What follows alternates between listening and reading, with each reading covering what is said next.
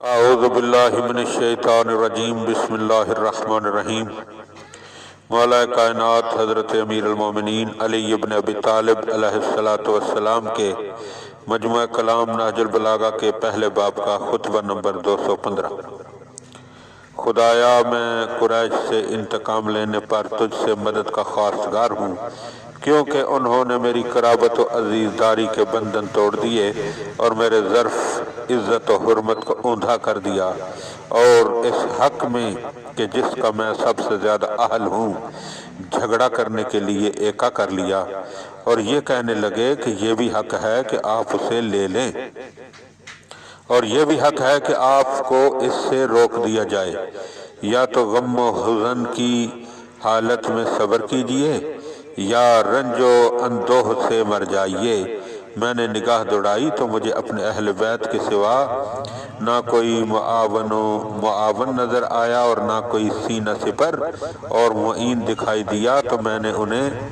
موت کے منہ میں دینے سے بخل کیا۔ آنکھوں میں خس و خاشاک تھا مگر میں نے چشم پوشی کی، حلق میں غم و رنج کے پھندے تھے مگر میں لعاب دہن نگلتا رہا، اور غم و غصہ پی لینے کی وجہ سے ایسے حالات پر صبر کیا جو حنظل سے زیادہ تلخ اور دل کے لیے چھریوں کے کچوکوں سے زیادہ المناک تھے۔ سید رضی علیہ رحمہ فرماتے ہیں کہ حضرت کا یہ کلام ایک پہلے خطبے کے ضمن میں گزر چکا ہے، مگر میں نے پھر بھی اس کا اعادہ کیا ہے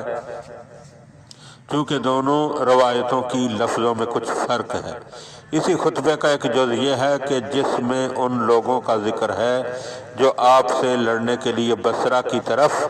نکل کھڑے ہوئے، اور وہ میرے عاملوں اور مسلمانوں کے اس بیت المال کے خزینہ داروں پر کہ جس کا اختیار میرے ہاتھوں میں تھا، اور بصرہ شہر کے رہنے والوں پر جو کہ سب کے سب میرے فرما بردار اور میری بیعت پر برقرار تھے، چڑھ دوڑے۔ چنانچہ انہوں نے ان میں پھوٹ ڈلوا دی اور مجھ پر ان کی یکجہتی کو درہم برہم کر دیا، اور میرے پیروکاروں پر ٹوٹ پڑے اور ان میں سے ایک گروہ کو غداری سے قتل کر دیا۔ البتہ ایک گروہ نے شمشیر بکف ہو کر دانتوں کو بھینچ کر اور ان سے تلواروں کے ساتھ ٹکرائے، یہاں تک کہ وہ سچائی کا جامہ پہنے ہوئے اللہ کے حضور میں پہنچ گئے۔